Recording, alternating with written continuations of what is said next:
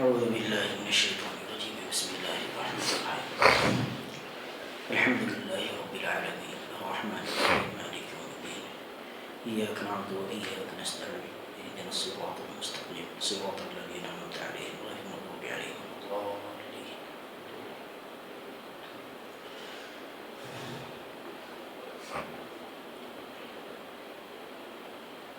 اللہ تعالیٰ کی رحمت سے فائدہ اٹھانے کے اسباب سے بحث چل رہی تھی کہ اللہ تعالیٰ کی رحمت سے ہم دنیا میں کیسے فائدہ اٹھائیں، موت کے بعد کیسے فائدہ اٹھائیں، دونوں جہاں میں ہم محتاج ہیں رحمت کے.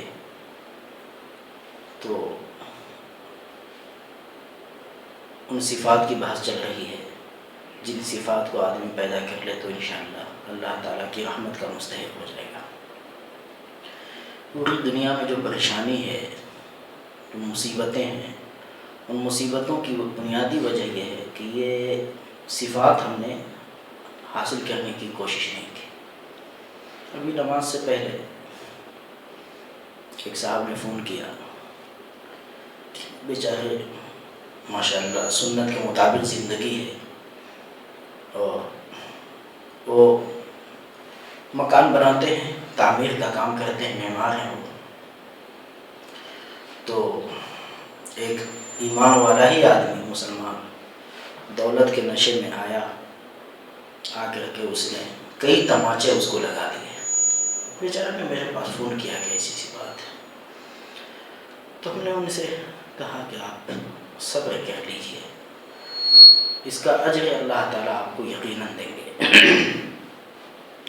حدیث میں آتا ہے کہ اتق دعوت المظلوم، مظلوم کی بد دعا سے بچو، فإنه ليس بينها وبين الله حجاب، کیونکہ اس کے اور اللہ کے درمیان کوئی پردہ نہیں ہوتا، بے حجاب اس کی دعا آسمان تک پہنچ جاتی ہے، کوئی چیز اس کو روک نہیں سکتی اس کی دعا کو. حدیث میں آتا ہے کہ اللہ رب العزت یہ فرماتے ہیں لَأَنْصُرَنَّكَ يَا عَبْدِي وَلَوْ بَعْدَ حِينٍ، بندے میں یقیناً تمہاری مدد کروں گا اگرچہ ایک مدت کے بعد ہو، ایک مدت کے بعد ہو. تو مصیبتیں اس لیے آئی ہیں، پریشانیاں اس لیے آئی ہیں کہ آدمی بھول جاتا ہے اپنی اوقات کو، ان صفات کو. اللہ تعالیٰ رحمان و رحیم ہے، لیکن کلام پاک میں یہ بات کہی گئی ہے کہ وَيَقُولُونَ سَيُغْفَرُ لَنَا، گناہ پہ گناہ کرتے ہیں اور پھر کہتے ہیں جی ہمیں معاف کر دیا جائے گا. اللہ رحمان و رحیم ہے. کیا اللہ تعالیٰ کی رحمت کے ضابطے نہیں ہیں؟ کیا اللہ تعالیٰ فرعون کے لیے رحمان و رحیم نہیں ہے؟ قارون کے لیے نہیں ہے؟ ان کو کیوں جہنم میں بھیجے؟ اللہ تعالیٰ کی رحمت کے ضابطے ہیں، اللہ تعالیٰ کی رحمت کے ضابطے ہیں. ان ضابطوں کو سیکھنا ہے ہمیں. اسی لیے اس سورت کا نام سورۃ الفرقان ہے. اس میں 12 صفات بیان کیے گئے ہیں. یہ 12 صفات انسان کو دوسروں سے الگ بناتے ہیں، الگ کرتے ہیں. ان صفات سے رحمان کے بندے پہچانے جائیں گے. وعباد الرحمان، رحمان کے بندوں کو پہچاننا ہے تو ان کو ان صفات سے پہچانو، ان کو تواضع سے پہچانو، ان کو تواضع سے پہچانو، ان کو حلم سے پہچانو، برداشت سے پہچانو. ابھی 2 دن پہلے کی بات ہے، عربی میں ایک کتاب ہے، استنبول کے ایک عالم نے لکھی ہے، مہدی استنبولی نے لکھی ہے کتاب، تحفۃ العروس کے نام سے. یعنی تحفۃ العروس کا مطلب یہ ہے کہ تحفہ دلہن، تحفہ دلہن اردو میں ترجمہ کریں گے تو عربی میں ہے، وہ موٹی کتاب ہے. میں دیکھ رہا تھا اردو میں کتابیں تو ملتی نہیں جلدی، اور جو ملتی ہیں تو بہت ادھوری ہوتی ہیں. عربی کتاب میں کافی تفصیل ہے اور ایک ایک بات کو سمجھایا ہے انہوں نے کہ زندگی کیسے گزاری جاتی ہے، عائشہ و فاطمہ بننے کے کیا اسباب ہیں تو عورتیں عائشہ و فاطمہ بن کے زندگی گزاریں. اس میں بحث ہے کافی، اس میں ماشاءاللہ. اس میں ایک واقعہ لکھا ہے، عجیب واقعہ. میں نے جب دیکھا تو مستورات کو بھی سنایا کہ دیکھو یہ واقعہ لکھا ہے. سن کے وہ بھی دنگ، عجیب واقعہ. اللہ اکبر. لکھا ہے کہ ایک پولیس، ایک سپاہی، پولیس ایک سپاہی، تو آپ جانتے ہیں کہ ہندوستان میں رشوت لی جاتی ہے، ہندوستان میں رشوت لی جاتی ہے. یہاں کی پولیس ظلم کرتی ہے، رشوت لیتی ہے، اور جب فساد ہوتا ہے تو پھر فسادیوں کا ساتھ دیتی ہے جی. لیکن عرب کی سرزمین میں رشوت نہیں. کیا شک نہیں؟ حقیقت ہے. عرب کی سرزمین میں رشوت نہیں کہ آپ پولیس کو پیسے دے کر کہ آپ چاہیں راضی کرنا ہے، چھٹی نہیں. وہ رشوت سے خوش ہونے والے لوگ نہیں ہیں. جی ہاں.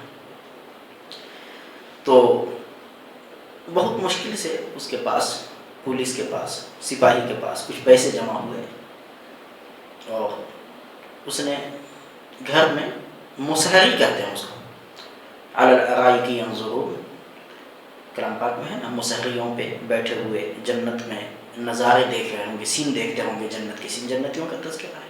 تو مسحری لی، گھر کے لوگ بھی خوش ہوئے، یعنی ان کی بیوی بھی، پولیس کی بیوی بہت خوش ہوئی.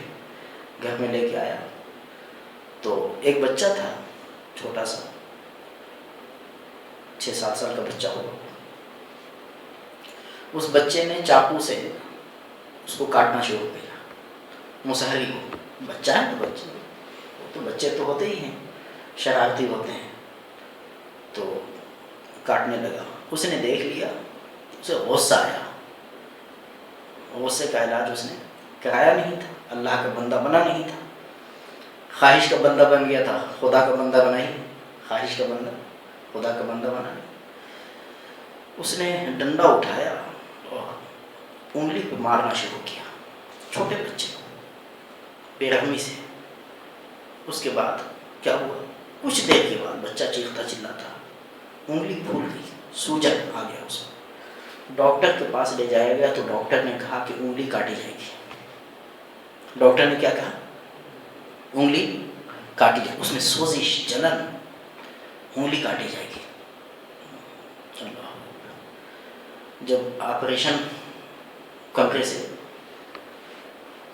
جب باہر نکلا تو باپ وہاں پہنچا تو باپ سے کہتا ہے، عربی میں وہ کتاب ہے، بابا ارجع الی اصابعی فلا اقطع بعدہ الارجہ. بابا میری انگلی لوٹا دیجیے، میں اب نہیں کاٹوں گا اس کو، مسحری کو. دیکھا، میری انگلی لوٹا دیجیے، اب میں مسحری کو نہیں کاٹوں گا. تو پولیس ہاتھ میں ریوالور، اس نے اپنے سینے پہ ریوالور چلا دیا، گولی چلا دی. اور وہیں پہ پولیس نے، وہیں پہ وہ سپاہی گیا اور وہیں پہ جان دے دی. اس جملے کو وہ برداشت نہیں کر سکا. غصے میں تو بچے کی، تو بچہ ہے نا، جگر کا حصہ ہے. پٹائی تو کر دی، غصے پہ عمل تو کر لیا، لیکن نتیجہ کیا نکلا؟ بچے کی انگلی گئی اور باپ کی جان گئی. اس جملے کو وہ برداشت نہیں کر سکا. جب بچے نے کہا بابا، بابا وہی لفظ لکھا ہے، بابا ارجع الی اصابعی، میری انگلی لوٹا دیجیے، میں اب جو ہے نا مسحری نہیں کاٹوں گا، میری انگلی مجھ کو دے دیجیے. بچے کو کیا پتا کہ انگلی کہاں گئی. انہوں نے تو سمجھا کہ جو ہے نا باپ نے مجھے جو ہے نا ڈاکٹر سے انگلی کٹوا دی ہے. جی، ریوالور ہاتھ میں، اور اس نے گولی اپنے اوپر چلائی، اپنے سینے پہ، اور وہیں پہ جان دے دی اسے.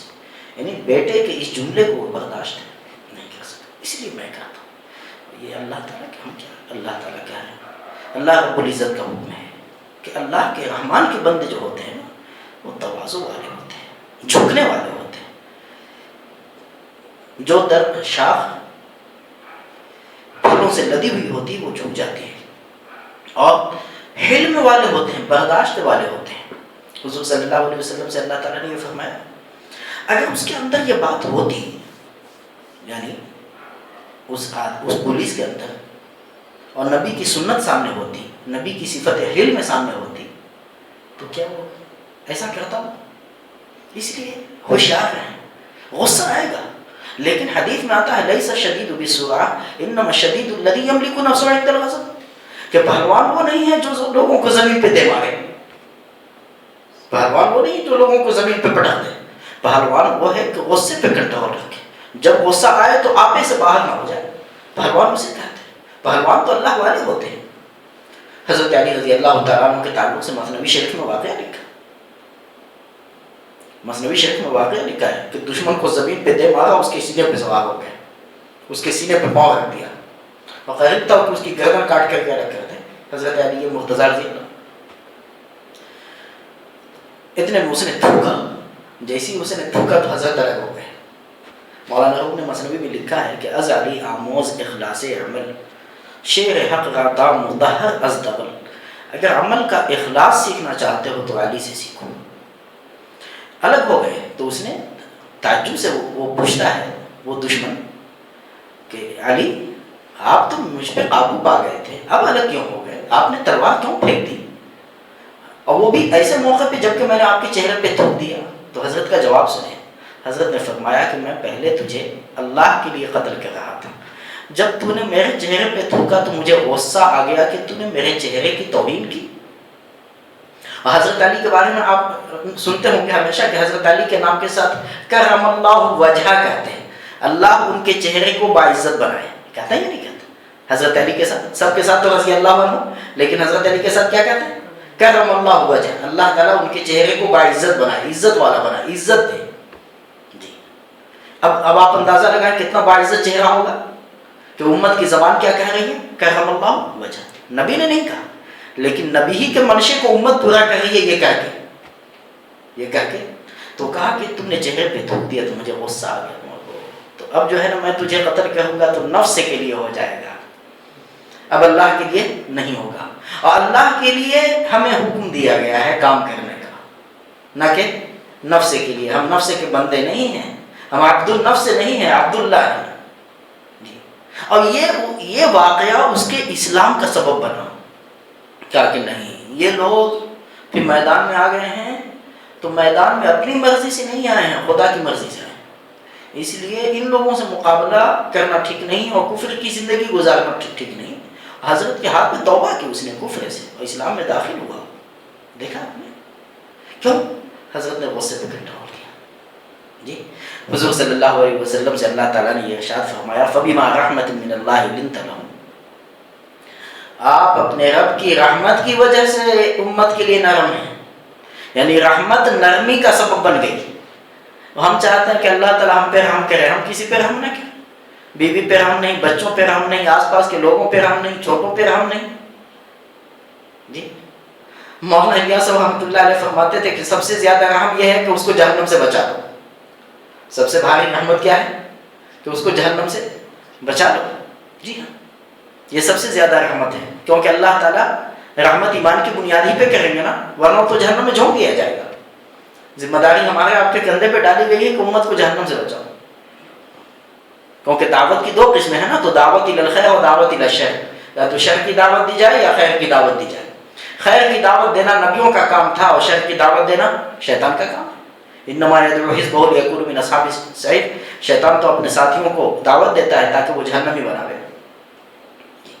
تو رحمت کا تقاضا یہ ہے کہ ہم میں نرمی پیدا ہو، ہماری زبان میں نرمی ہو، غصے میں آگ بگولا ہو جانا یہ ٹھیک نہیں۔ تو اللہ تعالیٰ کی رحمت سے فائدہ اٹھانے کے لیے رحمت پیدا کرنی ہے، اللہ تعالیٰ کی رحمت سے فائدہ اٹھانے کے لیے کیا کرنا ہے؟ رحمت پیدا کرنی ہے، علم پیدا کرنا ہے، بردباری پیدا کرنی ہے، برداشت پیدا کرنا ہے۔ مجدد الفسانی رحمۃ اللہ علیہ چلے جا رہے تھے، ایک آدمی کو دیکھا کہ وہ ایک آدمی سے غصے سے کہہ رہا ہے کہ تم ایک کہو گے 1000 سنو گے، ایک کہو گے 1000 سنو گے، یعنی ایک گالی کا بدلہ 1000 گالی، نوز باللہ۔ تو اس پہ حضرت مجدد صاحب رک گئے وہیں پہ، اور مجدد صاحب نے کہا کہ تم 1000 مجھے کہو گے تو ایک بھی نہ سنو گے۔ اب بہت شرمندہ ہوا وہ کہ مجدد صاحب کہاں سے پہنچ گئے یہاں، بیچ میں آ گئے، دیکھ کے شرمندگی ہوئی کہ حضرت کیسے آ گئے یہاں۔ خیر اس نے توبہ کی۔ ہمارے اکابر ایسے ہوتے تھے، اتنی محتاط زندگی گزارتے تھے۔ تو اللہ تعالیٰ کی رحمت سے فائدہ اٹھانے کے لیے کیا ہے؟ دوسری صفت حلم ہے، برداشت ہے۔ صبر کی کئی قسمیں ہیں، صبر کی کئی قسمیں، آپ کو معلوم ہے نا کہ اللہ تعالیٰ نے صبر والے سے کہا ہے کہ ان کو بے حساب مزدوری دی جائے گی، نماز کا ثواب گن کر کے جی، زکوٰۃ کا ثواب گن کر کے، حج کا ثواب گن کر کے، لیکن صبر کا ثواب اللہ نے فرمایا انما یوفی الصابرون اجرهم بغیر حساب، بے حساب ان کو اللہ تعالیٰ مزدوری دیں گے۔ کہاں ہیں وہ لوگ جو صبر کرنے والے تھے؟ ایک جماعت مختصر سے اٹھے گی اور بے حساب جنت میں چلی جائے گی اور کہاں ہیں وہ لوگ کہ دنیا سوتی تھی اور وہ تہجد ادا کرتے تھے؟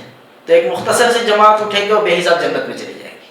آگے تیسری صفت ہے، تیسری صفت یہی ہے، پہلی صفت تواضع، دوسری صفت حلم، اور تیسری صفت جو ہے وہ ہے تہجد۔ کیا ہے؟ تہجد۔ اللہ نے فرمایا والذین یبیتون لربہم سجدا وقیاما، اور وہ لوگ رحمان کے بندے وہ ہیں جو اپنے رب کی محبت میں رات گزارتے ہیں، کبھی سجدے میں کبھی قیام میں، کبھی سجدے میں کبھی قیام میں، یعنی نماز میں، یعنی نماز میں۔ جس طرح شرابی کو شراب کی تلاش ہوتی ہے، ایسی ہی اہل اللہ کو رات کی تلاش رہتی تھی۔ عطا بن ابی رباح کا واقعہ ہے کہ ایک باندی بک رہی تھی، حضرت نے وہ باندی لے لی، اور یہ امام اعظم کے استاد تھے عطا بن ابی رباح۔ ان کا واقعہ انشاءاللہ آنے والے ہفتے میں یاد اگر آ گیا تو انشاءاللہ آپ کو سامنے رکھوں گا۔ عطا بن ابی رباح تھے کون؟ عجیب و غریب آدمی تھے، اور بادشاہ بھی ان کے سامنے سر جھکائے بیٹھا رہتا تھا، اور دیکھنے کے اعتبار سے بیچارے حبشی، اور حبشی معلوم ہوتے تھے۔ بدصورت تو نہیں کہنا چاہیے ایمان والوں کو، لیکن خوبصورت بھی نہیں تھے، بدصورت تو نہیں کیا۔ اب کچھ لوگ حضرت بلال حبشی رضی اللہ عنہ کا بیان کرتے ہیں تو بدصورت بتا دیتے ہیں، بے ادبی ہے، بدصورت نہیں بولنا چاہیے، لیکن یہ کہہ سکتے ہیں کہ قبول صورت نہیں تھے، خوبصورت نہیں تھے۔ تو بھی حضرت عطا بن ابی رباح ایسی تھے، بازار گئے ہوئے تھے تو ایک باندی بک رہی تھی، تو اس باندی کو خرید دیا، گھر لے کے آئے تو دیکھا کہ نصف لیل میں وہ باندی اٹھ کر کے تہجد میں مشغول ہو گئی، تہجد میں مشغول ہو گئی۔ تو عطا بھی، اور اس نے یہ دعا کی کہ یا اللہ آپ کو مجھ سے محبت رکھنے کی قسم مجھ پہ رحم کر دیجیے، مجھے معاف کر دیجیے۔ تو حضرت عطا بن ابی رباح نے سن لیا، تو عطا بن ابی رباح نے ٹوکا، کہا کہ باندی یوں نہ کہا، بلکہ یہ کہو کہ یا اللہ مجھے آپ سے محبت رکھنے کی قسم، تم کہہ رہی ہو کہ آپ کو مجھ سے محبت رکھنے کی قسم، الٹا بول رہی ہو۔ تو کہا کہ چپ بیٹھیے آپ کو معلوم نہیں ہے، آپ کو معلوم نہیں ہے۔ اللہ کے کہا کہ عطا اگر اللہ کو مجھ سے محبت نہ ہوتی نا تو تجھے بستر پہ نہ سلاتا اور مجھے تہجد میں نہ قائم کرتا۔ جی ہاں، مجھے تہجد کی توفیق دے کر اور تجھے بستر پہ سلا کر کے یہ فرق سمجھ میں آ گیا کہ اللہ کو مجھ سے محبت ہے، اللہ کو مجھ سے محبت ہے۔ آپ صلی اللہ علیہ وسلم سے جب پوچھا گیا ایو دعائی اسمع، سب سے زیادہ کون سی دعا قبول ہوتی ہے، تو آپ صلی اللہ علیہ وسلم نے ارشاد فرمایا دبر الصلوات المکتوبات، ہر فرض نماز کے بعد دعا قبول ہوتی ہے۔ وفی جوف اللیل الآخر، اور رات کے آخری حصے میں یعنی تہجد میں دعا قبول ہوتی ہے، تہجد میں دعا قبول ہوتی ہے، فرض نمازوں کے بعد بھی دعا قبول ہوتی ہے۔ اس لیے حدیث میں آتا ہے احملوا حوائجکم علی المکتوبات، اپنی حاجتوں کو فرض نمازوں پہ اٹھا کے رکھو، اپنی حاجتوں کو کس پہ؟ فرض نماز۔ لیکن نماز کے بعد صرف اتنی ہی دعا ہے، جن نمازوں کے بعد سنتیں ہیں، جن نمازوں کے بعد سنتیں ہیں ان نمازوں کے بعد صرف دعا ہے اللہم انت السلام، بس، اور کوئی دعا نہیں۔ جتنی بھی دعائیں ہیں وہ سب سنتوں کے بعد ہیں، اسی لیے امام کو چاہیے کہ مختصر دعا کر کے جلدی سے سنت میں لگے۔ القیام الی السنت متصلا بالفرض مسنون، یہ فتویٰ ہے کہ سنت کے فرض کے بعد سنت کے لیے فوراً اٹھ جانا سنت ہے۔ کیا سنت ہے؟ اگر کوئی وظیفے میں لگ گیا، تسبیحات وغیرہ میں لگ گیا، تلاوت میں لگ گیا، وظیفے میں لگ گیا، تو اب جو سنت ادا کرے گا وہ خلاف سنت ادا کر رہا ہے۔ سنت اب جو ادا کر رہا ہے وہ کیا کرے گا؟ اسی لیے امام کو لمبی دعا نہیں کرانی چاہیے۔ جن نمازوں کے بعد سنتیں ہیں جیسے ظہر کے بعد، مغرب کے بعد، عشاء کے بعد، تو ان تین نمازوں کے بعد، عصر کے بعد، فجر کے بعد نہیں ہے جی، تو سنتیں ہیں جن نمازوں کے بعد، ان نمازوں کے بعد مختصر دعا۔ اور امام کو تو اس کی اجازت ہی نہیں کہ چلا چلا کر کے دعا کرائے، کیوں؟ اس لیے کہ دعا مستحب ہے، اور پھر بیچارے کی نماز چھوٹی ہوئی ہے، رکعت چھوٹی، وہ فرض ہے، وہ فرض ہے۔ اب آپ کی زبان سے دعا کے الفاظ نکلے تو نبی کے الفاظ ہیں نا، نبی کے الفاظ ہیں نا، تو وہ تو سنے گا ہی، وہ تو سوچے گا ہی آپ کی بات کو۔ اور مجھ جیسا آدمی کی کوئی بولتا ہے تو کام ادھر متوجہ ہو جاتا ہے اور دماغ سوچنے لگتا ہے اس کو جی۔ کوئی بھی لفظ بولتا ہے تو اس کا معنی ذہن میں گھومنے لگتا ہے. اب ہماری نماز کا تو جنازہ نکل جائے گا. ہاں مسجدوں میں بنگلور میں تو زیادہ یہ معاملہ ہے. تو مسجدوں میں بہت ہلہ ہنگامہ ہے، شور ہے. اب امام صاحب جو ہے وہ جو دعا کر رہے ہیں کیونکہ ظاہر سی بات ہے ان کی امامت کا مسئلہ ہے. اگر نہیں کریں گے تو ان کو نکال بھی دیا جائے گا. یہ معاملہ ہے، ڈر لگا ہوا ہے. وہ تو اتنا بھاری وہ ایمان تو ہے نہیں جو باعث بستامی رحمۃ اللہ علیہ کے تعلق سے ہم نے بتایا تھا کہ باعث بستامی رحمۃ اللہ علیہ کے پیچھے باعث بستامی نے ایک امام کے پیچھے نماز ادا کی. نماز کے بعد بات چیت ہونے لگی تو وہ نام تو سنا تھا، پہچانتا نہیں تھا صورت سے. تو باعث بستامی تو پوری دنیا میں سب سے تمام اولیاء کے امام تھے وہ اپنے زمانے میں، تو ان کا نام تو پوری دنیا جانتی تھی، لیکن پہچانتا نہیں تھا وہ آدمی. بات چیت ہونے لگی، پھر وہ پوچھ بیٹھا، امام صاحب پوچھ بیٹھے کہ جناب آپ کیا کرتے ہیں؟ تو کہا کہ وہی کرتا ہوں جس کے لیے مجھے پیدا کیا گیا ہے، وہی کرتا ہوں جس کے لیے مجھے پیدا کیا گیا ہے. یعنی دعوت، عبادت اور معرفت. جی یہ تین کام، معرفت، دعوت، عبادت، یہی تین کام ہے میرا. اللہ کو پہچانتا ہوں، اللہ کی عبادت کرتا ہوں، لوگوں میں پہچان کراتا ہوں کہ اللہ کو پہچانو. یہی تین کام ہے. تو کہا کہ آپ کھاتے کہاں سے؟ تو کہا کہ ٹھہریے امام صاحب، پہلے میں اپنی نماز لوٹا لوں، اس کے بعد میں بتاتا ہوں کہاں سے کھاتا ہوں میں. کیونکہ ایسے امام کے پیچھے نماز نہیں ہوتی جس کو یہ پتہ نہ ہو کہ ان اللہ الرزاق ذو القوۃ المتین، کھلانے والا اللہ ہے. الحمدللہ رب العالمین، کھلانے والا اللہ ہے. جس کو یہ معلوم نہ ہو اس کے پیچھے نماز نہیں ہوتی. بہرحال یہ تو بات ایسی بیچ میں آ گئی تھی. تو فرض نمازوں کے بعد دعا قبول ہوتی ہے. سنتوں کے بعد جتنے وظیفے کرنے ہیں سب سنتوں کے بعد کریں. جتنے وظیفے ہیں سب کب سنتوں کے بعد. اور تہجد میں دعا قبول ہوتی ہے. آپ صلی اللہ علیہ وسلم نے ارشاد فرمایا کہ جب تم میں سے کوئی سوتا ہے تو شیطان اس کی گردن پہ یعنی گدی پہ پچھلے حصے پہ 3 گرہ لگاتا ہے. ہر گرہ پہ یہ پھونک مارتا ہے، علیک لیل طویل فرقد، علیک لیل طویل فرقد، علیک لیل طویل فرقد، کہ سو جا رات لمبی ہے، سو جا رات لمبی ہے، سو جا رات لمبی ہے. جیسے مائیں بچوں کو تھپکیاں دے دے کے سلاتی ہے نا، ایسی شیطان سلاتا ہے. شیطان سلاتا ہے. تو جب آنکھ کھل جاتی ہے تہجد میں اس کی، اور نیت کر کے سوئے تو آنکھ تو کھلتی ہے. ہاں بیمار ہو تو الگ بات ہے، پریشان ہو، طبیعت مسافر ہو، تھکا ماندہ ہو، بیمار ہو تو الگ بات ہے. لیکن آنکھ کھل جاتی ہے، اور جب آنکھ کھلی تو اللہ کا نام لیا اس نے، اللہ کا اس نے نام لے لیا، کچھ بھی کہہ لیا، لا الہ الا اللہ کہہ لیا، سبحان اللہ کہہ لیا، الحمدللہ کہہ لیا، الحمدللہ الذی احیانا کہہ لیا، تو ایک گرہ اسی وقت کھل جاتی ہے. اس کے بعد اگر وضو کہہ لیتا ہے تو دوسری گرہ بھی کھل جاتی ہے. اگر تہجد کی نماز ادا کر لیتا ہے 2 رکعت 4 رکعت 6، جتنی بھی تہجد کی نماز کی کوئی حد نہیں، آپ کتنی ادا کر سکتے ہیں.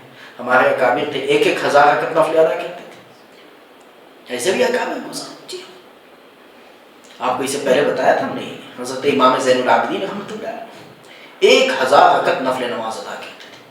جی امام زین العابدین. اب آپ کہیں گے وقت کہاں ملتا تھا، کون سا ٹائم؟ تو یاد رکھیے وہ لوگ فاتح زمانہ تھے، زمانہ ان کے کنٹرول میں تھا، وہ زمانے کے تابع نہیں تھے، زمانہ ان کے تابع ہو گیا تھا. معراج کے بارے میں آپ کیا کہیں گے؟ اتنا لمبا سفر ایک رات میں ممکن ہے کیا؟ تو نبی کو معجزہ دیا جاتا ہے اور نبی کی امت کو سنت کی برکت سے کرامت دی جاتی ہے. تو وقت کو فتح کر لیا تھا، یہ کرامت ہے ان کی. یہ کیا ہے ان کی کرامت. ہم لوگوں نے وقت کو چونکہ ضائع کیا ہے، والعصر ان الانسان لفی خسر، تو نقصان تو اٹھائیں گے. والعصر ان الانسان لفی خسر، وہ انسان خسر یعنی نقصان میں ہے جو وقت کو ضائع کرتا ہے. تو ہم نے وقت ضائع کیا ہے تو اللہ خود کیا ہے، ان الانسان لفی خسر، نقصان تو اٹھائیں گے، اس میں کمی کوتاہی تو ہوگی، وقت کی برکت تو چھن جائے گی. جی تو امام زین العابدین رحمۃ اللہ علیہ اتنی نمازیں، تو تہجد کی رکعت محدود کتنی آپ ادا کریں؟ آپ 1000 2000. امام ابو حنیفہ رحمۃ اللہ علیہ روزانہ 500 نفل نماز ادا کرتے تھے. کتنا؟ 500 رکعت ادا کرتے تھے. ایک عورت دوسری عورت سے کہتی ہے کہ یہ آدمی جو ہے نا 1000 رکعت نفل ادا کرتا ہے. حضرت امام نے اپنی کنیٹھی کی، کہا کہ یا اللہ معاف کر دے، یہ عورت کیا کہہ رہی ہے کہ یہ آدمی 1000 رکعت نفل ادا کرتا. اس دن سے 500 کا اضافہ کر دیا. اس دن سے 500 کا اضافہ کر دیا. جی ہاں. حضرت تھانوی رحمۃ اللہ علیہ کا نام آپ لوگوں نے سنا ہوگا جی. 1000 کتابوں سے زیادہ کتابیں لکھی ہیں انہوں نے، 1000 سے زائد کتابیں لکھی ہیں. ان کے پاس وقت کہاں سے آ گیا؟ اور ایک ایک کتاب ایسی ہے، بعض کتابیں ان میں ایسی ہیں کہ اس کو سمجھنے کے لیے کم سے کم 10 سال چاہیے. ہاں ان کی جو تفسیر ہے نا بیان القرآن، علماء سے کہیے کہ ذرا اس کو سمجھا دیجیے، تو علماء کہیں گے کہ 40 دن تک ذرا موقع دو تاکہ ایک پیج اس کا دیکھ لیں. کتنا؟ ایک چلہ مجھے دے دو. ایک چلہ جب محنت کر کے آئیں گے اس کے بعد پوچھنا کہ اس کا مطلب کیا ہے. آپ اندازہ لگائیں کیسے ہوں گے. اب وہ کتاب انہوں نے کیسے لکھ دی؟ تو وہی ہے، وقت کا صحیح استعمال کیا تو اللہ تعالیٰ نے وقت کو ان کے قبضے میں دے دیا. تو جب آدمی نماز ادا کر لیتا ہے تو پھر تیسری گرہ بھی کھل جاتی ہے. اور اس کے بعد آپ صلی اللہ علیہ وسلم نے فرمایا دن بھر چاق و چوبند رہتا ہے، چست رہتا ہے، دن بھر اطمینان سے رہتا ہے، ہر کام میں دل لگتا ہے، اس کا سارے کاموں میں برکت ہوتی ہے. جب حضور صلی اللہ علیہ وسلم کو اللہ تعالیٰ نے دعوت کا حکم دیا، وہیں تہجد کا بھی حکم دیا ہے. یا ایھا المدثر قم، ہے نا سورہ مدثر. اور اس سے پہلے کیا ہے؟ یا ایھا المزمل قم، اے مزمل اٹھیے، اے مدثر اٹھیے. دونوں جگہ ہے. یا ایھا المدثر قم، اے مدثر، اے چادر میں لپٹنے والے، چادر والے نبی اٹھیے. اے کملی والے نبی اٹھیے. اور فانذر، آپ دعوت کا کام کیجیے، امت کو ڈرائیے عذاب دوزخ سے، اللہ کے غضب سے، اللہ کے عذاب سے ڈرائیے آپ. اور پھر اس سے پہلے یا ایھا المزمل، یعنی ہے ترتیب میں پہلے لیکن نزول کے اعتبار سے بعد میں ہے. اللہ نے حکم دیا یا ایھا المزمل قم اللیل الا قلیلا، اے نبی اٹھیے اور تہجد کی نماز ادا کیجیے. پتہ چلا کہ دعوت میں اثر تہجد سے ہوتا ہے. دعوت میں اثر کس سے پیدا ہوتا ہے؟ تہجد میں. کیونکہ دن میں آپ مخلوق کی منت سماجت کر رہے ہیں اور رات میں آپ کو خالق کی منت سماجت کرنی ہوگی. کیونکہ مخلوق پہ جو آپ نے محنت کی ہے، اب اللہ سے مانگیے کہ یا اللہ ہم نے محنت کر دی، اب ان کے دل میں ہدایت کی بیج کو ڈالنا آپ کا کام ہے. یا اللہ ہم نے نماز کی دعوت دے دی، اب نمازی بنانا آپ کا کام ہے. یا اللہ ہم نے ایمان کی دعوت دے دی، اب مومن بنانا آپ کا کام ہے. تو یہ کیسے ہو سکتا ہے کہ ایک آدمی داعی ہو تہجد گزار نہ ہو؟ جبکہ آپ صلی اللہ علیہ وسلم نے ارشاد فرمایا علیکم بقیام اللیل فإنہ داب الصالحین قبلکم، تم تہجد کو لازم بنا لو، اس کو کہ اس سے چمٹ جاؤ، تم تہجد سے اس کے پابند بن جاؤ. کیوں؟ 4 باتوں کی وجہ سے. کتنی باتیں؟ 4 باتیں. فإنہ داب الصالحین قبلکم، اس لیے کہ جو تم سے پہلے گزرے ہیں اہل اللہ جی، وہ ان کا طریقہ ہے. کہ تہجد کس کا طریقہ ہے؟ اللہ والوں کا طریقہ ہے، صالحین کا. تو پتہ چلا کہ کوئی نیک بننا چاہتا ہے تو تہجد کے راستے سے بنے. ایک بات ہو گئی. وقت زیادہ ہو رہا ہے. اچھا، تو وہ تہجد کے راستے سے بنے. ایک بات ہو گئی. دوسری بات وَهِيَ قُرْبَةٌ إِلَىٰ رَبِّكُمْ، اللہ سے نزدیک کرنے والی چیز ہے تہجد. کوئی آدمی اللہ تعالیٰ کا قرب نزدیک ہونا چاہے تو تہجد کے ذریعے سے نزدیک ہو. کس کے ذریعے سے؟ تہجد کے ذریعے سے. دوسری بات ہو گئی. تیسری بات منہاتٌ عن الإثم مغفرۃ للسیئات، تیسری بات گناہوں کو معاف کرنے کی صلاحیت ہے اس کے اندر. اور چوتھی بات منہاتٌ عن الإثم، گناہوں سے روکنے کی صلاحیت موجود ہے. کوئی آدمی اپنی نظر کی حفاظت نہیں کر پاتا، اپنے دل کی کو خیال سے بچا نہیں پاتا، کوئی گناہ کی عادت اس کو لگی ہوئی ہے، تو صرف ایک کام کرے، وہ تہجد گزار بن جائے. لیکن تہجد گزار بننے کے لیے تہجد گزار کا ماحول بھی چاہیے. تو اللہ کے راستے میں 3 دن نکل جائے تو تہجد کی انشاءاللہ جو ہے عادت ہو جائے گی انشاءاللہ. جی اللہ کے راستے میں نکلنے والے جتنے ہوتے ہیں سب تہجد گزار ہوتے ہیں. تو صحابہ نے جو دنیا کو فتح کیا، تو یہ بات آ گئی نا کہ پہلی صفت تواضع ہے، دوسری صفت حلم. کیا ہے؟ ہا لام میم حلم. علم ایک ہے، ایک حلم ہے. ایک ہے علم عین سے علم، اور ایک ہے حلم. بہت سارے لوگ عالم ہوتے ہیں لیکن حلیم نہیں ہوتے. عالم تو ہوتے ہیں، یعنی علیم تو ہوتے ہیں لیکن حلیم نہیں ہوتے. تو عالم کے ساتھ حلیم بھی بننا چاہیے. کتابوں سے علم تو ملتا ہے لیکن علم جو ہے نا وہ اللہ والوں کی جوتیوں میں، اللہ کے راستے میں یہ سب چیزیں ملتی ہیں. تو دوسری صفت ہے علم، اور تیسری صفت کیا ہے؟ تہجد۔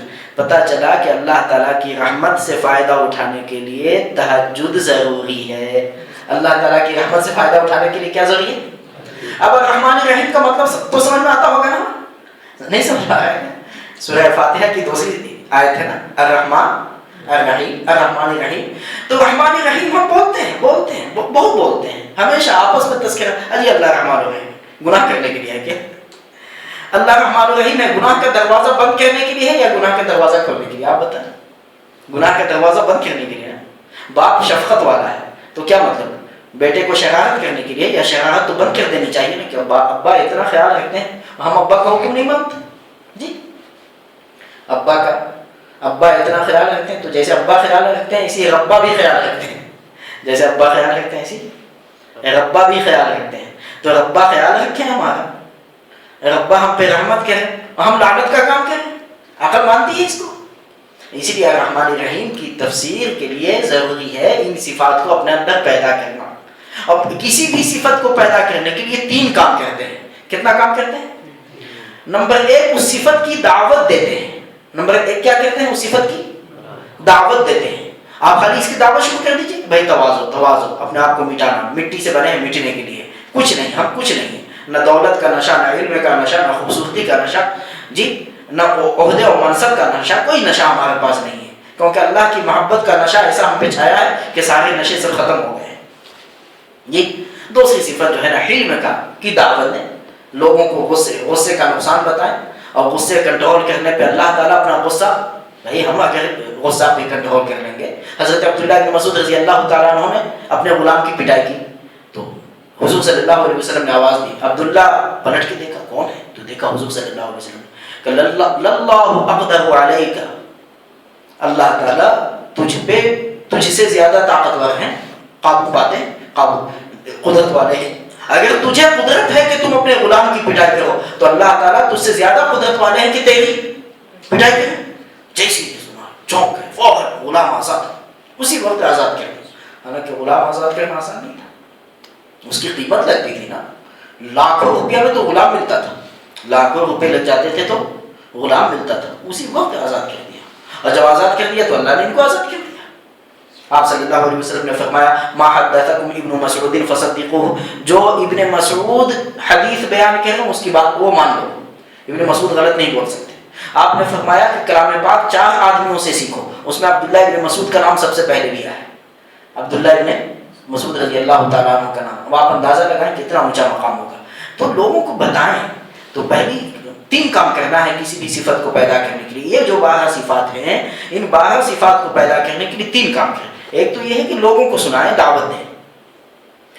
حضرت تھانوی رحمۃ اللہ علیہ فرماتے تھے کہ جب میں کسی بات کو اپنے اندر پیدا کرنا چاہتا ہوں تو دعوت دینا شروع کر دیتا ہوں، وہ بات اپنے اندر پیدا ہو جاتی ہے، تو دعوت دیں۔ دوسری چیز یہ ہے کہ دعا مانگیں اللہ تعالیٰ سے کہ یا اللہ ہم پیدا کر دے، یا اللہ ہمیں تواضع پیدا کر دے، یا اللہ ہمیں علم پیدا کر دے، یا اللہ ہمیں تہجد گزار بنا دے، تہجد کی صفت ہم میں پیدا کر دے، تہجد کی صفت ہم میں پیدا کر دے۔ جی ہاں، یہ دوسرا کام ہے دعا۔ اور تیسرا کام یہ ہے کہ باضابطہ یہ شروع بھی کرنا، پریکٹیکل کریں، مشق میں لگ جانا۔ دعوت، دعا اور مشق، یہ 3 کام کریں گے تو انشاءاللہ یہ 12 صفات ہم میں پیدا ہو جائیں گے انشاءاللہ۔ 12 صفات پیدا کریں گے انشاءاللہ اپنے۔ تہجد، تو تہجد کے بارے میں آپ صلی اللہ علیہ وسلم نے یہ بات ارشاد فرمائی، بہت خوش ہوتے ہیں آپ صلی اللہ علیہ وسلم نے صحابہ کو تہجد کی بنیاد پر اٹھایا تھا، اور 1 سال کے لیے تہجد کی نماز فرض کر دی گئی تھی۔ کتنے سال کے لیے؟ کلام پاک جو بھی نازل ہوتا تھا مکمل تہجد میں تلاوت کا حکم تھا صحابہ کو، حضور صلی اللہ علیہ وسلم جتنا نازل ہو کلام پاک میں تہجد میں کلام پاک کی تلاوت کیجیے۔ سورہ بقرہ نازل تو مکمل، یعنی ایک مثال دے رہا ہوں میں جی، تو جتنی سورتیں نازل ہوتی تھیں، جتنی آیتیں نازل ہوتی تھیں، سب کی مشق کرنی ہے تہجد کی نماز میں۔ کس نماز میں؟ تہجد کی نماز میں۔ اسی لیے تہجد اہل اللہ کا شیوا رہا ہے۔ علامہ اقبال کا تو نام سنا ہوگا آپ لوگوں نے، اقبال لندن میں تھے، لندن میں کوئی ہے نا وہ یونیورسٹی، کیمبرج، شاید کیمبرج یونیورسٹی ہے لندن میں، وہاں تھے، یا آکسفورڈ ہے، آکسفورڈ، ہاں آکسفورڈ یونیورسٹی، تو وہاں تھے۔ علامہ اقبال کہتے ہیں سخت سردی کا موسم تھا، میں اکیلا پوری دنیا محو خواب ہوتی تھی، سوتی رہتی تھی، اقبال اکیلے جوانی کے عالم میں تہجد گزار تھا۔ اقبال خود کہتے ہیں زمستانی ہوا میں گرج تھی شمشیر کی تیزی، نہ چھوٹے مجھ سے لندن میں بھی آداب سحر خیزی۔ جی ہاں، یعنی سخت سردی کا موسم تھا، تلوار کی کاٹ تھی، لیکن اس کے باوجود اقبال سے تہجد کی نماز کبھی نہیں چھوٹی۔ آج کے نوجوان کو دیکھ کر کے سبق حاصل کرنا چاہیے جو کالج میں جاتے ہیں۔ اقبال کہتے ہیں کہ ہم میں دوسرے نوجوانوں میں فرق یہ ہے کہ مانند سحر بیدار ہے میری جوانی، کہ پوری جوانی میں کبھی بھی میرے دامن پہ داغ نہیں آیا۔ کبھی ہم نے جوانی میں گناہ نہیں کیا، جب جوانی میں نہیں کیا تو بڑھاپے میں کیا کریں گے؟ دیکھا آپ نے کون؟ علامہ اقبال، حالانکہ مدرسے کے کوئی عالم نہیں تھے، کوئی مفتی اور شیخ الحدیث نہیں تھے، جی ہاں، لیکن ان کی جوانی گزری ہے کالج میں۔ کہتے ہیں وہ کہ ہم میں اور دوسرے طلباء میں، کالج کے طلباء میں فرق یہ ہے کہ ہم نے دانا چگ لیا، دانا، اور جال میں پھنسے نہیں، اور وہ لوگ دانا چگے نہیں اور جال میں پھنس گئے۔ کیا کرتے ہیں؟ جال لگاتے ہیں، اس میں دانے بھی پھینک دیتے ہیں، پرندہ پھنس جاتا ہے، دانا کیا چگے گا، پھنس جاتا ہے۔ تو کہا کہ ہم میں دوسرے نوجوانوں میں فرق یہ ہے، اقبال کہتے ہیں کہ ہم نے دانے کو چگ لیا، جال میں پھنسے نہیں، اور وہ لوگ جال میں پھنس گئے اور دانا چگے بھی نہیں۔ بات سمجھ میں آ رہی؟ کیا مطلب یہ ہے کہ ہم نے انگریزوں سے اور یورپ سے ہم نے علم و حکمت حاصل کر لیا، ان کے فلسفے اور منطق کو ہم نے لے لیا، ان کے علم کو لے لیا، ان کی تہذیب نہیں لی، ان کی بے دینی کو نہیں لیا۔ اور میرے دوسرے جو ساتھی تھے وہ علم و حکمت کیا لیتے؟ ان کے شراب، شباب، کباب سب لے لیا، شباب، جوانی، شراب اور کباب سب لے لیا۔ اس طرح اپنی جوانی کو انہوں نے داغدار کر دیا۔ تو اقبال کے دیکھیں کلام ان کا کتنا اونچا ہوتا ہے کہ اگر آدمی کوئی کتاب نہ دیکھے، صرف اقبال کی کتاب دیکھے تو ولی بن جائے گا، ہے یا نہیں؟ عجیب کلام ہوتا ہے ان کا، اللہ اکبر کبیرہ۔ تو اقبال کہتے ہیں عطار ہو، رومی ہو، غازی ہو، غزالی ہو، کچھ ہاتھ نہیں آتا بے آہ سحر گاہی۔ یعنی تہجد میں آہ کیے بغیر کسی کو کچھ نہیں ملا، خواہ جو ہے نا خواجہ فرید الدین عطار ہوں یا مولانا جلال الدین رومی ہوں یا امام غازی ہوں، غزالی ہوں، کوئی بھی ولی بنا ہے، قطب بنا ہے، ابدال بنا ہے تو تہجد نے بنایا ہے اس کو۔ کس نے بنایا ہے؟ تہجد نے۔ تو ہم آپ چاہتے ہیں کہ اللہ تعالیٰ کی رحمت ہماری طرف ہو جائے تو ہم تہجد گزار بنے انشاءاللہ، بنے گا۔ اس کے لیے ذرا سی ہمت کی ضرورت ہے۔ میرے لیے بھی دعا کیجیے، میں تو سب سے پیچھے ہوں اس معاملے میں، اللہ مجھے معاف فرمائے، دوسروں کو نصیحت، اپنے کو فضیحت، لیکن کہنا ہی قرآن نے کہا ہے دو ذمہ داری دی ہے، دعوت کی بھی ذمہ داری، عبادت کی بھی ذمہ داری، تو ہم چھپا تو نہیں سکتے نا۔ علماء سے اللہ تعالیٰ نے عہد لیا ہے لَتُبَيِّنُنَّهُ لِلنَّاسِ وَلَا تَكْتُمُونَ، لَتُبَيِّنُنَّهُ لِلنَّاسِ وَلَا تَكْتُمُونَ، کہ تم اللہ کی باتوں کو ظاہر کرو گے، چھپانا مت اس کو۔ اور چھپانے پہ لعنت آئی ہے، چھپانے پہ ان الذین یکتمون ما انزلنا من البینات والہدی، جو لوگ جو ہے نا اللہ کا حکم چھپا لیتے ہیں نا وہ ملعون ہے۔ لعنت رحمت کا الٹا، اور رحمت لعنت کا الٹا، یعنی لعنت کا مطلب یہ ہے کہ اللہ تعالیٰ اپنی رحمت سے اس کو نکال دیتے ہیں، اور ہم تو اللہ کی رحمان الرحیم، اللہ کی صفت رحمت کو حاصل کرنے کے لیے، سمجھنے کے لیے بیٹھے ہیں نا، پھر ہم کیسے چھپائیں؟ یہ الگ بات ہے کہ ہم سے عمل نہیں ہوتا، لیکن ابھی آپ کو ہم نے بتایا کہ کسی بھی صفت کو پیدا کرنے کے لیے 3 بات، دعوت ہے، مشق ہے اور دعا ہے۔ دعوت، دعا، مشق، جی۔ تو دعوت بھی ذریعہ ہے، حضرت تھانوی رحمۃ اللہ علیہ فرماتے تھے کہ دعوت دو اللہ عمل کی توفیق دے دیں گے، دعوت دو اللہ عمل کی توفیق دے دیں گے۔ تو مولانا یوسف صاحب رحمۃ اللہ علیہ کا نام سنا ہوگا آپ لوگوں نے، مولانا الیاس صاحب کے صاحبزادے مولانا یوسف صاحب، مولانا سعد صاحب کے دادا ہوتے تھے۔ مولانا یوسف صاحب کے پاس حضرت مدنی گئے ملنے کے لیے، تو حضرت مدنی سے کہا کہ حضرت آپ دعا کر دیجئے، مجھے نیند نہیں آتی۔ کیا کہا؟ مجھے نیند نہیں آتی، رات ایسی ہی بے چینی میں کٹ جاتی ہے، پوری رات بے چینی میں کٹ جاتی ہے۔ تو اس پہ حضرت مدنی نے جواب جو دیا ہے، عجیب جواب دیا ہے، کسی کی شب وصل ہنستے کٹے ہیں، کسی کی شب ہجر روتے کٹے ہیں، ہماری یہ شب کیسی شب ہے الہی، نہ ہنستے کٹے ہیں نہ روتے کٹے ہیں۔ یعنی شب کے معنی رات کے آتے ہیں، کسی کا مختلف طریقوں سے لوگ رات گزارتے ہیں، لیکن آپ جو ہے نا امت کے لیے بے چین رہتے ہیں، آپ کو کیسے نیند آئے گی؟ آپ کو کیسے نیند آئے گی؟ مولانا ایک مثال دیا کرتے تھے، مولانا یوسف صاحب رحمۃ اللہ علیہ عجیب مثال دیتے تھے۔ بہت مثال، اسی پہ بات ختم کرتے ہیں۔ اللہ تعالیٰ سے دعا ہے کہ اللہ تعالیٰ اپنی رحمت سے فائدہ اٹھانے کے لیے یہ 12 صفات ہم لوگوں میں پیدا کرتے ہیں۔ 3 صفات آپ کے سامنے بھی رکھی ہم نے۔ پہلی صفت تواضع، دوسری صفت حلم، ہا لام میم حلم، اور تیسری صفت تہجد۔ تیسری صفت کیا ہے؟ تہجد۔ اور تہجد کا ایک نسخہ بھی آپ کے سامنے رکھتے ہیں انشاءاللہ۔ تو مولانا یوسف صاحب رحمۃ اللہ علیہ وہ مثال دیا کرتے تھے، کہتے تھے ہرن ہوتا ہے نا، ہرن اور ہرن دونوں کہہ سکتے ہیں، ہا کے اوپر زبر بھی ہے، ہا کے نیچے زیر بھی ہے، دونوں کہہ سکتے ہیں، ڈکشنری میں دونوں لکھا ہوا ہے، ہرن ہرن۔ تو کہا کہ ہرنی اس کے نافے میں جب تک مشک پیدا نہیں ہوتا ہرنی سوتی رہتی ہے، لیکن جب اس کے نافے میں مشک پیدا ہو جاتا، مشک ہرنی کے نافے سے نکالتے ہیں نا، اس کے نافے میں مشک پیدا ہو جاتا ہے تو ہرنی سونا بند کر دیتی ہے، اور اس کو ڈر لگتا ہے کہ کہیں کوئی اس کو چرا کر کے نہ لے جائے، کہیں اس کو چرا کر کے کوئی اس کو نہ لے جائے۔ تو مولانا یوسف صاحب رحمۃ اللہ علیہ فرماتے تھے کہ میرے دوستو، صحیح معنوں میں جس دن اللہ کی محبت اور نبی کی امت کی محبت جس دن پیدا ہو جائے گی، اس دن تمہاری نیند کا بھی وہی حال ہوگا جو ہرنی کی نیند کا حال ہوتا ہے۔ لیکن ابھی جو غفلت کی نیند سو رہے ہو، جو بے خبری کی نیند سو رہے ہو، تو اس کی بنیادی وجہ یہ ہے کہ ابھی وہ چیز پیدا دل میں نہیں ہوئی ہے۔ اس لیے ہمت کریں انشاءاللہ کہ تہجد گزار بنیں گے انشاءاللہ، ٹھیک ہے۔ اچھا، اس پہ رحمت کیا ہوگی؟ دنیا میں بھی رحمت، آخرت میں رحمت یہ ہوگی کہ کہاں ہیں وہ لوگ کہ جن کے بدن ان کے بستر سے الگ رہتے تھے، جن کے پہلو ان کے خوابگاہوں سے الگ رہتے تھے، جن کے بدن ان کے بستر سے الگ رہتے تھے، ایک مختصر سی جماعت اٹھے گی، بہت کم، آٹے بے نمک برابر ہے، بہت مختصر جماعت، چھوٹی سی جماعت اٹھے گی اور بے حساب جنت میں چلی جائے گی۔ دیکھا آپ نے، تتجافا جنوبهم عن المضاجع يدعون ربهم خوفا وطمعا ومما رزقناهم ينفقون۔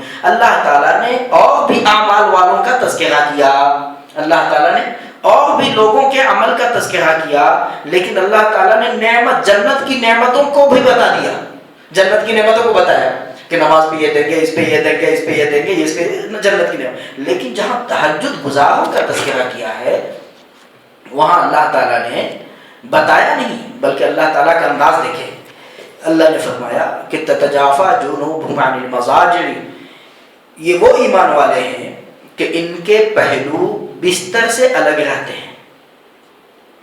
اللہ رب العزت فرشتوں کے سامنے فخر کے طور پہ فرماتے ہیں کہ کس چیز نے اس کو نیند سے اٹھنے پہ مجبور کر دیا ہے جی۔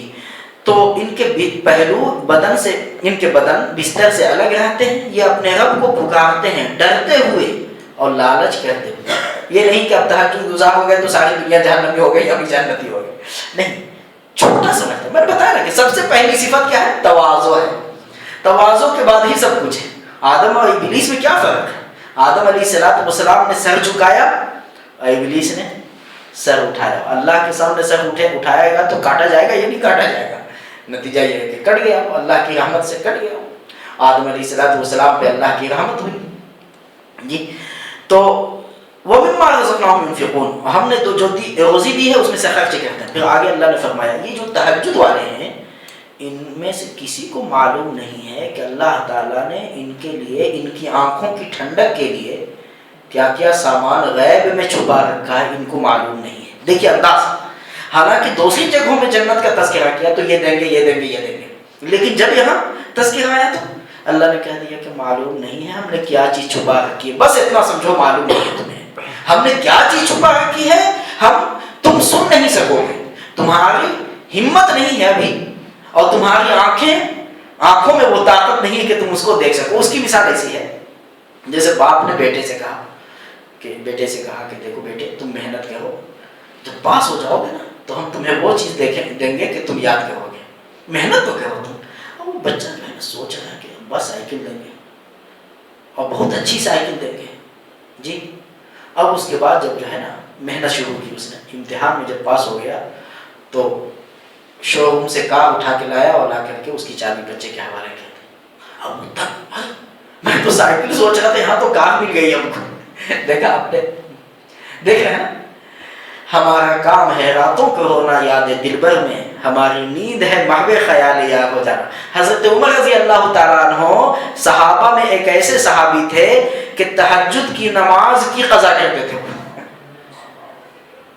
تہجد کی نماز کی 12 رکعتیں ادا کی زوال سے پہلے، زوال سے پہلے 12 رکعتیں ادا کی۔ کسی صحابی نے پوچھ لیا کہ حضرت یہ کیا؟ تو کہا کہ رات میں تہجد کی نماز چھوٹ گئی تھی تو قضا کر رہا ہوں۔ دیکھا آپ نے ہمارے اکابر نے اس طرح تہجد کی پابندی کی۔ اب یہ ہے کہ سوال پیدا ہوتا ہے کہ ہر ایک کے بس میں نہیں ہے اور ہر ایک کی وہ صلاحیت نہیں ہے، یا ابھی صلاحیت نہیں بنی تو بس میں تو سب کے ہے، لیکن بشرطے کہ محبت پیدا ہو جائے، لیکن صلاحیت نہیں بنی تو اس کے لیے کیا کرنا ہے؟ اس کے لیے حضرت تھانوی رحمۃ اللہ علیہ نے نسخہ بتایا ہے۔ عشاء کے بعد جو 2 رکعت سنت ادا کرتے ہیں نا، تو 2 رکعت اس کے بعد تہجد کی نیت سے ادا کریں، کیونکہ حدیث میں آتا ہے اجعلوا آخر صلاتکم باللیل وترا، اپنی رات کی آخری نماز وتر کو بناؤ۔ کس کو بناؤ؟ وتر بھی کہہ سکتے ہیں، وتر بھی کہہ سکتے ہیں، کلام پاک میں تو وتر کا لفظ استعمال کیا ہے نا، والفجر وليال عشر والشفع والوتر، شفع کی قسم اور وتر کی قسم۔ نماز 2 طرح کی ہے، بعض نمازیں وہ ہیں جو 2 رکعت اور 4 رکعت والی ہیں، اور بعض 3 رکعت والی ہیں۔ تو آپ صلی اللہ علیہ وسلم نے ارشاد فرمایا، بخاری شریف کی روایت ہے، صحیح حدیث ہے، ایک تو بخاری کی تو ہر حدیث صحیح ہوتی ہے، تو صحیح حدیث وہ بھی بخاری میں ہو تو نور علی نور ہے۔ کیا فرمایا کہ اپنے شب کی آخری نماز، رات کی آخری نماز کس کو بناؤ؟ وتر کو بناؤ۔ تو یہ حدیث یہ بتاتی ہے کہ آپ جتنی رکعتیں ادا کرتے ہیں عشاء کی، 17 رکعت ادا کرتے ہیں، 9 رکعت ادا کرتے ہیں، 15 11 ادا کرتے ہیں، 13 ادا کرتے ہیں، 15 ادا کرتے ہیں، 17 تک انتہا کر دیتے ہیں جی، کوشش یہ کریں کہ جتنے بھی جو ہے نا نفلیں ہیں وہ 2 رکعت جو سنت عشاء کے بعد ادا کرتے ہیں نا، 2 رکعت سنت، اس کے بعد 2 رکعت 4 رکعت 6 رکعت 8 رکعت جتنی طبیعت چاہے تہجد کی نیت سے ادا کرنا۔ کس کی نیت سے؟ تہجد کی۔ انشاءاللہ ملا علی قاری رحمۃ اللہ علیہ نے لکھا ہے کہ قیامت کے دن یہ بھی تہجد گزاروں میں اٹھایا جائے گا۔ جی ہاں، تو وہ داتا ہے کہ دینے کے لیے در تیری رحمت کے ہر دم ہیں کھلے۔ حضرت تھانوی فرماتے ہیں کہ اچھا اس سے بھی کاہل اگر تم ہو، تو اگر تم اس سے بھی زیادہ کاہل ہو کہ اس کی بھی توفیق نہیں تم کو ہو رہی ہے، تو کہا حضرت نے فرمایا کہ رات میں جب بھی آنکھ کھلے تو تم اللہ کا نام لے لو۔ رات میں جب بھی آنکھ کھلے تو اللہ کا نام۔ ایک حدیث سناتے تھے حضرت تھانوی رحمۃ اللہ علیہ، وہ حدیث ابھی دل میں ڈالی گئی، وہ دیکھیے ماشاءاللہ آپ لوگوں کے اخلاص کی برکت سے، کہ قیامت کے دن ایک شخص لایا جائے گا جس کے پاس کوئی نیکی نہیں ہوگی، زندگی پوری بدماشی میں گزری ہوگی، لیکن دنیا سے گیا ہوگا تو ایمان لے کے ہی گیا ہوگا، اور ایمان کی حفاظت تواضع سے ہوتی ہے، یہ ذہن میں ہے۔ اور جب آدمی تواضع اختیار نہیں کرتا نا، اپنے کو کچھ سمجھ لیتا ہے، تو پھر ایمان چھن جاتا ہے اس کا۔ کتنے لوگ ایسے ہوتے ہیں۔ بہرحال تو وہ آدمی لایا جائے گا، نماز نہیں، روزہ نہیں، حج نہیں، تسبیح تلاوت نہیں، مسجد میں آنا جانا نہیں، خدمت خلق نہیں، کچھ ہے ہی نہیں۔ اب اللہ رب العزت، اب وہ آدمی کہے گا کہ میرا حساب کیا لیں گے میرے مولا، جہنم میں ڈال دیجیے، میرے پاس تو کوئی نیکی نہیں کہا۔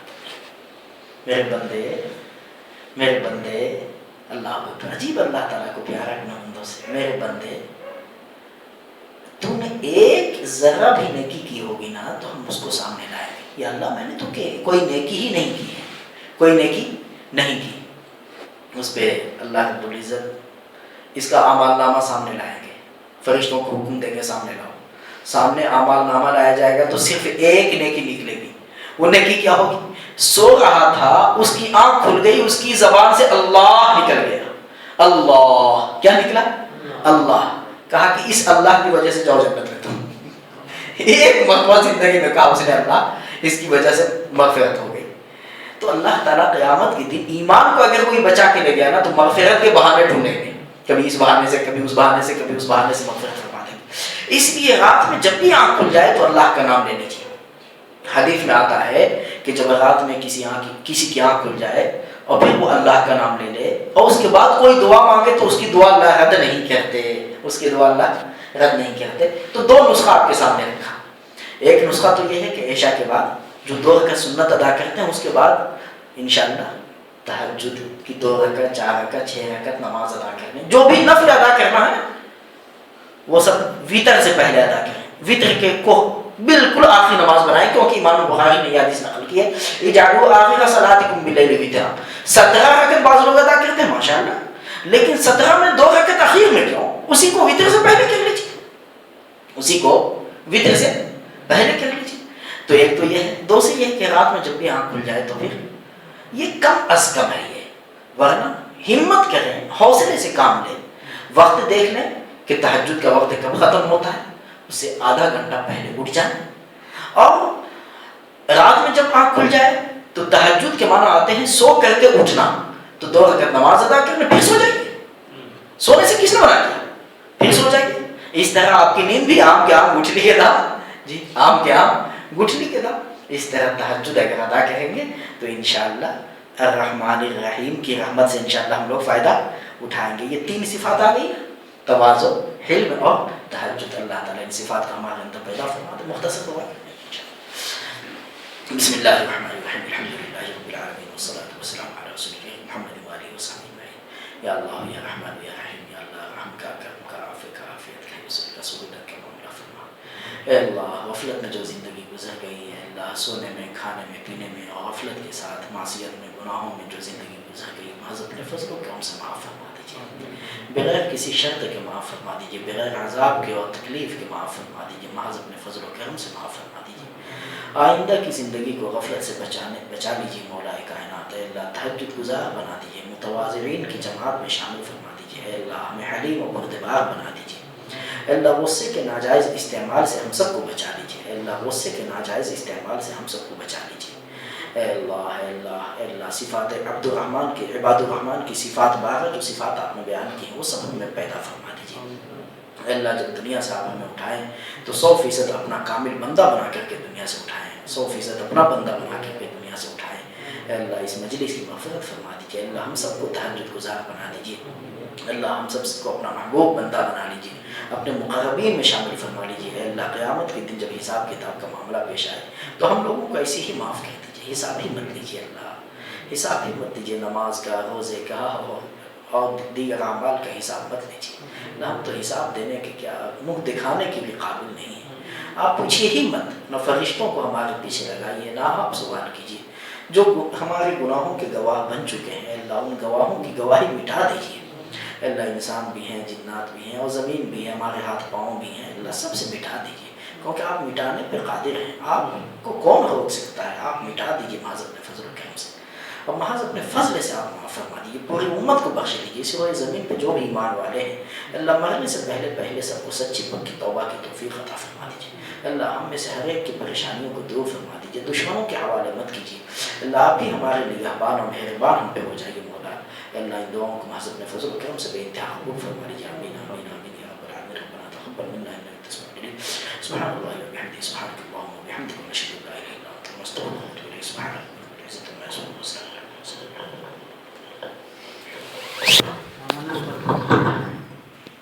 استعمال میں حدیث